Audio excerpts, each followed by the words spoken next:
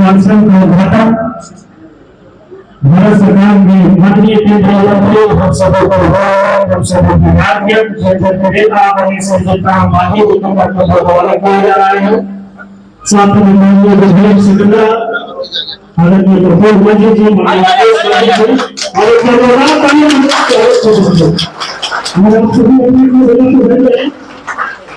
जी कांग्रेस और भाजपा के अलावा ऐसा प्रदर्शन कोई नहीं कर सकता है जैसा आप लोगों ने किया है।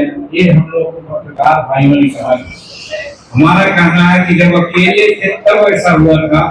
आज तो हम लोग 6 विधानसभा विधान परिषद में हैं और 2 हमारे आयोग के मेंबर हैं। तो कहने का मेरा मतलब है कि आज हम लोग संघर्ष के रूप में हैं और वो अगर चाहेंगे तो एक जो आप लोग आए हैं ये एक कूट है। देखिए पत्रकार मित्र अगर होंगे तो वो बतावें ये मामूली एक हमारे सदस्य प्रफुल्ल मांझी जी का एक प्रदर्शन है। वो भी अभी हाल में हमको कहा कि हम इन घटना के मजदूरों को बुलाएंगे। हमने कहा बहुत अच्छी बात है, लेकिन हमको तो लगता है प्रफुल्ल जी और अभी संतोष जी बोल रहे थे कि हम 14 अप्रैल को कृष्ण मेमोरियल हॉल में जुटेंगे। हम तो समझते हैं हमारी जो जनसंख्या है, हमारे बच्चे लोग जितना आगे बढ़ गए हैं, समाज के प्रति जागृत हैं, तो ताल यहाँ कृष्ण मेमोरियल हॉल तो हमारे लिए जैसे आज छोटा पड़ गया वैसे छोटा पड़ जाएगा। इसलिए हमको आए रखना चाहिए। चाहे तो आप विक्ट्री कॉलेज के मैदान में जुटिए और नहीं तो डरिए मत। आपके पास 7 आदमी तो है ही है। अब समझिए कि 70,000 आदमी आपके पास है। चाहेंगे तो नाम बना के सकते हैं। और आज भरने की जरूरत है संतोष जी, माननीय विधायकन, जो ताकत जिसको नहीं है और टिकट मिटिक इधर उधर करता है वो राजनीति में ज्यादा शेयर ले रहा है। हम भैया समाज के हैं, चुप रहने वाले हैं, इसलिए हमको दबाया जाता है। आप देखें विधानसभा में मात्र 6 सीट हमको मिला, किसी को 29 सीट मिला। हमसे ज्यादा जनसंख्या उसकी है। गांधी मैदान में के हमसे ज्यादा अगर जुटा ले तो उसको ज्यादा सीट है, और नहीं तो हम जुटाते हैं तो हमको ज्यादा सीट है।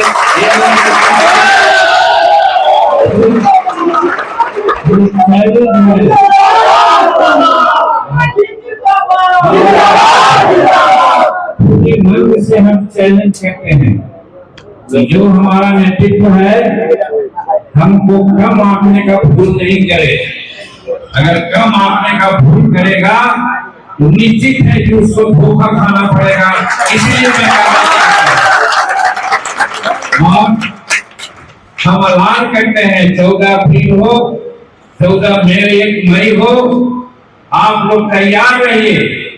एक बार गांधी मैदान में सभी मुसलमानियों का ताकत दिखलाने की जरूरत है। तब विधानसभा में आपको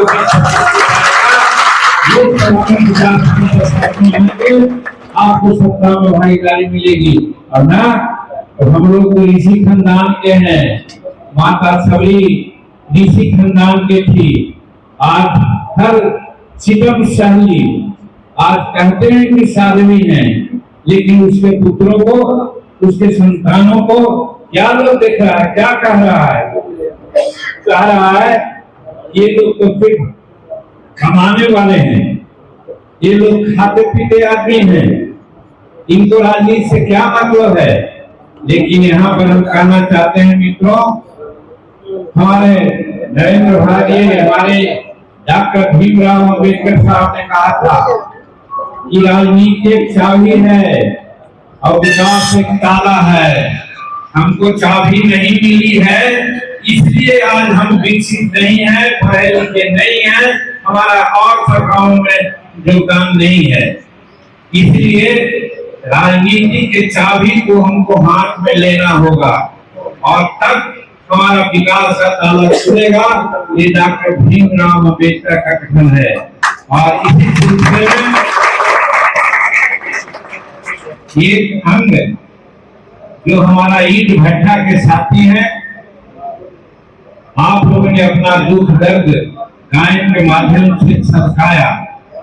ये नई बात हमारे लिए नहीं, मैं जानता हूँ आप चालाक हो गए हैं, पढ़े लिखे हैं, इसलिए अपनी जो आपके साथ अनेक प्रकार का अन्याय हो रहा है वो नहीं कहते हैं, लेकिन भट्टा पर क्या अनर्थ हो रहा है मैं एक एक चीज को जानता हूँ। और सबसे बड़ी बात है, ये कुछ लोग ठेकेदार बन के ले जाता है, हमारे समाज में भी बेटी कंट्रैक्टर को बनाता है, ये मियां समाज को कलेक्ट करता है और ये ईंट भट्टा पर ले जाता है ठेकेदार के माध्यम से। ठेकेदार बड़ा बड़ा नुक्स रखता है, कई एक जगह बड़ा बड़ा मकान बना के रखता है और वो आपको उसके यहाँ बेच देता है, आपको जाने के बदले में करोड़ों रुपया कमाता है। ये मैं कहना चाहता हूँ। और आपको क्या मिलता है, ईटा की पठाई होती है, हम लोग जानते थे कुछ दिन पहले 45 रुपये 1000 की बात थी और हमारे लोगों को मिलता था 12 रुपये 1000। आज शायद 200 या 300 रुपये 1000 हो गया है। लेकिन कहने का गलत है कि हमारा जो पढ़ाई करने वाले लोग हैं उसको 4 पैसा मिलता है। अगर 100 पैसा मिलता है तो मात्र 25 पैसा हमारे लोग को मिलता है, 75 पैसा ये ठेकेदार और बिचौलिया खा जाता है।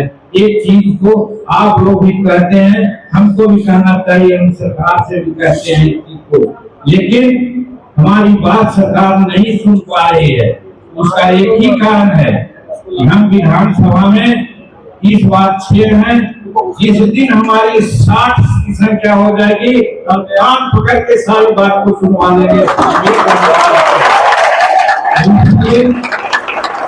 मेरे बच्चे, हमारे बड़े लिखे नौजवान इतना अपने संस्कृति के प्रति सशक्त हैं, प्रयास करें कि हम 60 की संख्या में आवे।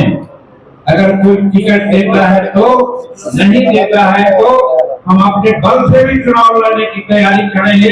ऐसा हम लोग को नहीं समझेंगे।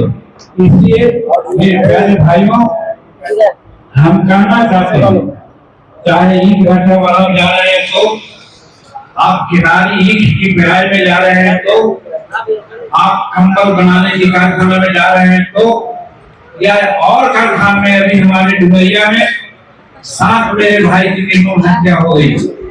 ले गया था लोग कह करके कि पक्का काम कराएंगे, लेकिन वहां कराने लगा जबरदस्ती दूसरा काम और गैस का शराब हुआ, हमारे 7 भाई वहां मर गए। इस तरह से लोग ले जाता है हमारे लोगों को। इसलिए आज आप आए हैं, आज से मैं मांग शुरू करता हूँ, हमारे पत्रकार मित्र इस चीज को समझेंगे कि जो भी हमारा मुसलमान या अन्य लोग बाहर कमाने जाते हैं उसका रजिस्ट्रेशन करे, पता लगावे को कहाँ काम कर रहा है। आज तक ऐसा नहीं हुआ और यही कारण है हमारे लोग भट्टा पर जाता है, मजदूरी मांगता है तो इधर उधर करके उसको मार को भट्टा में जला देता है। ये भी घटना होती है, मैं जानता हूँ। तो कहने का मतलब, अगर सरकार रजिस्ट्रेशन करे, जैसे विदेश में जाने वाले लोग का रजिस्ट्रेशन होता है। आज देखिए ईरान और इराक का युद्ध, ईरान और इजराइल का युद्ध हो रहा है। आज हजारों हजार लोग वहां फंसे थे, वही रजिस्ट्रेशन के आधार पर हजारों लोगों को बुला लिया जा रहा है, आ गए हैं। उसी प्रकार से हमारे बाहर के मजदूर जो ईट भट्टा पर हो या कालीन बनाने जा रहे हो या ईट की खेती करने जा रहे हो या कारखाने में जा रहे हो, बिहार सरकार का फर्ज है गांव गांव आदमियों को भेज करके रजिस्ट्रेशन करावे।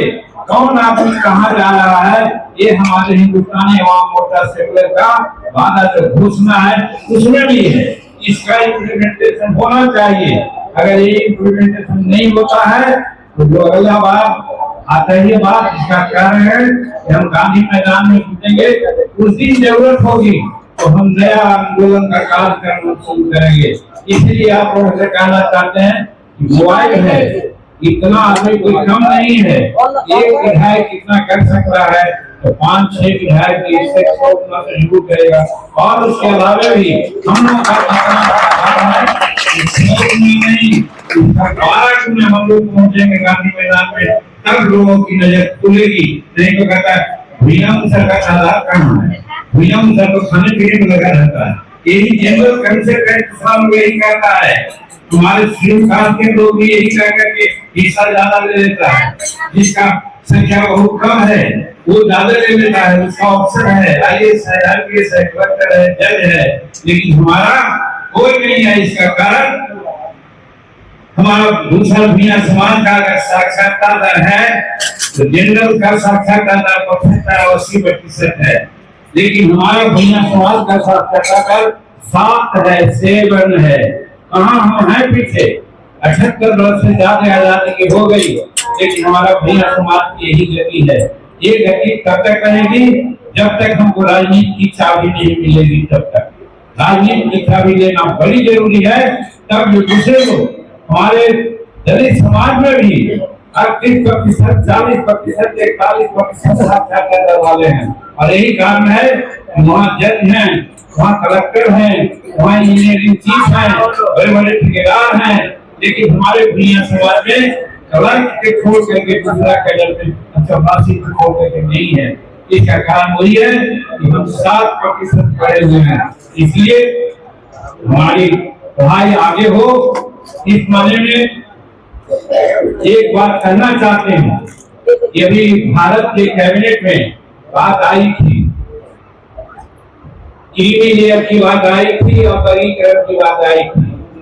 जो सुप्रीम कोर्ट ने भी कहा था, हम समाचार पत्र के भाई अगर यहाँ हैं उनको कहना चाहते हैं, बहुत बड़ी बात है और हमारे युवा लोग इस बात को समझिए। तो प्रधानमंत्री जी उसको पास करने के लिए लाए थे कैबिनेट में, हम थे वहाँ विरोध किया। हम विरोध किया कि वर्गीकरण तो होना ही चाहिए, इसलिए कि बाबा अम्बेडकर ने हमको दलित बनाया था, हमको भैया मुझे ढूंढ लेकर पूरी भोगता समाज फांसी भूमि नहीं बनाया था। लेकिन आज हम लोग इन जातियों में बैठे हैं और इसका कारण हुआ है कि जो बड़े लोग हैं 4-5 जातियां, वो आज उनकी साक्षरता दर 38% है, 40% है, 41% है दलित में ही, लेकिन हमारी साक्षरता दर 7% है। इस पर वो लोग नहीं सोचता है। इसीलिए प्रधानमंत्री जी वर्गीकरण होना चाहिए। जब तक वर्गीकरण नहीं होगा तब तक भैया पूरी इत्यादि लोग नहीं बढ़ेगा। ये लड़ाई हमको लड़नी पड़ेगी और इसमें कोई दूसरा का प्रतिरोध नहीं सहन करना पड़ेगा, अपने लोगों का सहन करना पड़ेगा। जो आज मलगोवा खा रहे हैं, बड़े बड़े पद शोभित कर रहे हैं, वो लोग विरोध करेंगे। जब नीतीश कुमार को धन्यवाद देते हैं, नीतीश कुमार जब यहाँ दलित और महादलित बनाया तो हमारे लोगों को पेट में दर्द होने लगा। क्या गलत किया था नीतीश कुमार ने कि महादलित उसी को कहेंगे जिसकी साक्षरता दर कम हो, जो कम है पढ़ा लिखा, समाज में उसका अभिमान नहीं है। इसलिए 18 जातियों को महादलित में रखा गया था। 22 जातियां यहाँ है, 4 जातियों को पेट में पीड़ा उठने लगी और उनका मुंह है तो अखबार वालों से बोल रहा और हम लोग इसको लाया। अंत में नीतीश कुमार जी ने उसको छोड़ दिया। आज यही तालमेल है। राज्य के भैया का कोई कलेक्टर है सरकार, कोई भैया का एसपी है, कोई इंजीनियर है, कोई जज है का वो कलर है का चपरासी। 78 वर्ष हो गया आजादी का और हम लोग यही करते रहेंगे, कब हमारी बढ़ोतरी होगी। इसलिए मेरे नौजवान बच्चों, तुम लोगों का सोचा हम लोग का जीवन गया, लेकिन हम श्रवण देते जा रहे हैं, आपको बताते जा रहे हैं जिस प्रकार से हमारे दशरथ बाबा ने दिया कि जब तक छोड़ेंगे नहीं तब तक छोड़ेंगे नहीं। उसी प्रकार से प्रतिज्ञा लेना पड़ेगा तुम लोगों को कि जब तक राजनीति में हमें भागीदारी नहीं मिलेगी, जब तक हमारी साक्षरता बराबर नहीं होगी, तब तक हम आंदोलन नहीं छोड़ेंगे। हर तरह का आंदोलन करते रहेंगे। कहा जाता है कि रामायण में बात आई है कि जब मंथन हो रहा था समुद्र का, तो समुद्र भगवान सुनिए नहीं रहे। तब आया कि विनय न माने जल जल जय कह जिन भी बोले राम सकोप बस है बिन भूमि न थी। आज वही स्थिति है।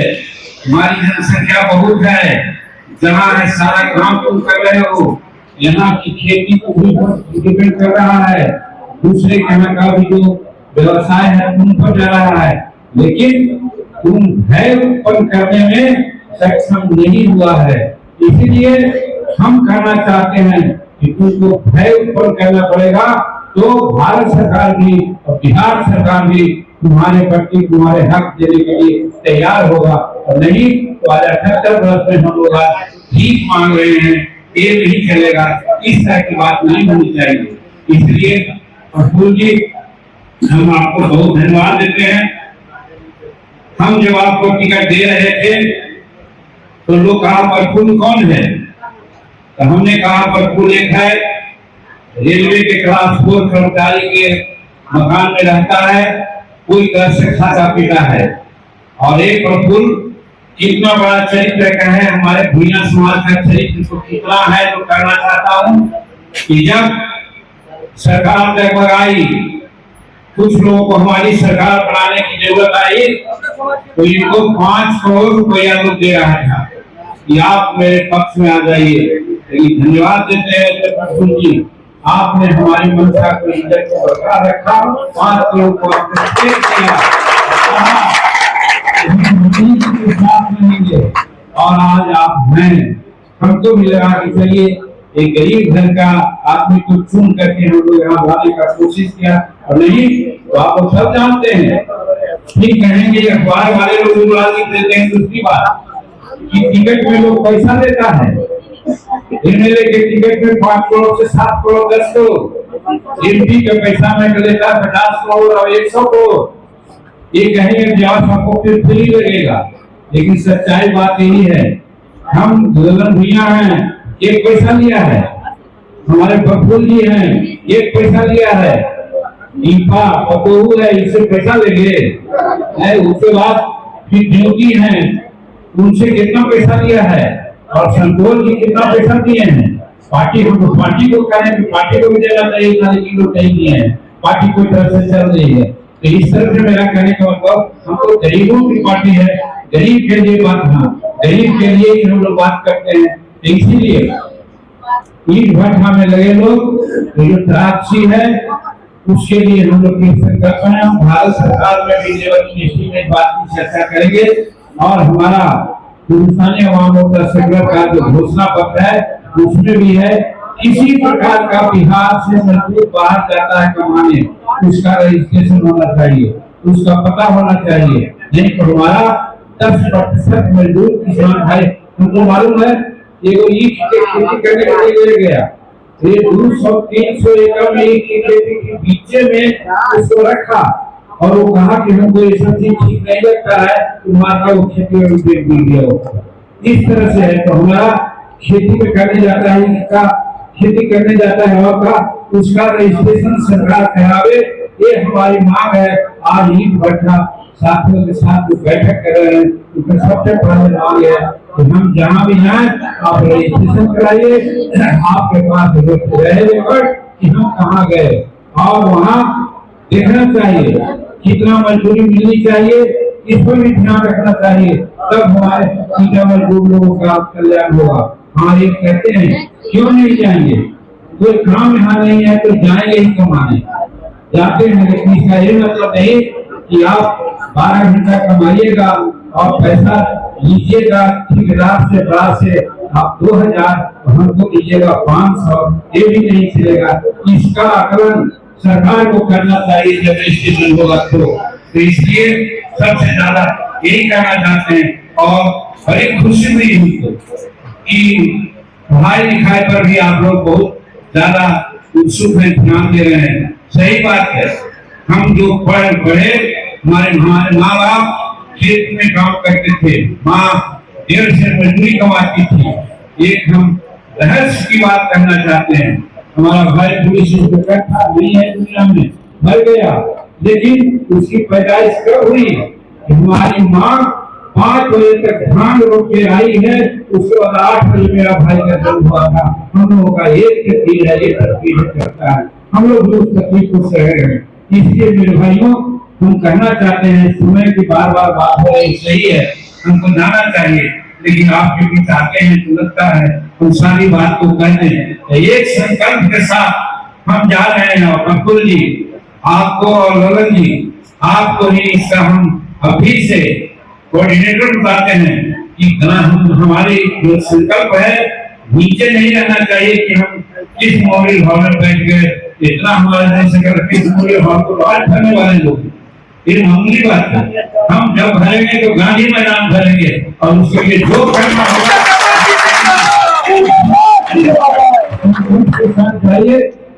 बैठक हम लोग सभी नियम सरकार क्या है, हमारे तुलसी भी हुए, हमारा सबरी हुए, इधर दीना भद्री हुए, हमारा दशरथ बाबा हुए, इतने बड़े बड़े पुरुषार्थी हमारे क्या, हम कोई चोर डकैत पूरे करेंगे, जो चोर डकैत है जो कहां से कहां जा रहा है, हम सीधा हैं, हम धार्मिक कम्युनिटी के हैं, तो हमको लोग सता रहा है।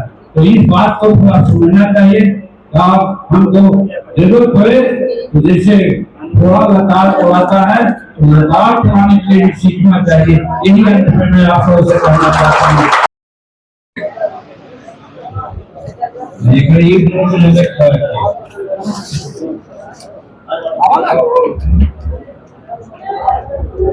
हाँ, बहुत बहुत धन्यवाद आप लोगों का। और सबसे पहले आज महिला दिवस है, तो महिला दिवस पर उपस्थित सभी, और उसके बाद श्रम में जायते की बात कही जाती है, उसका अर्थ होता है श्रम का ही विजय होता है। उन श्रम शक्ति के पुजारी सभी भाई बहन यहाँ आए हैं।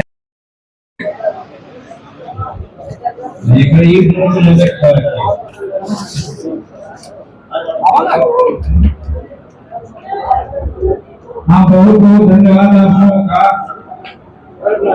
और सबसे पहले आज महिला दिवस है, तो महिला दिवस पर उपस्थित सभी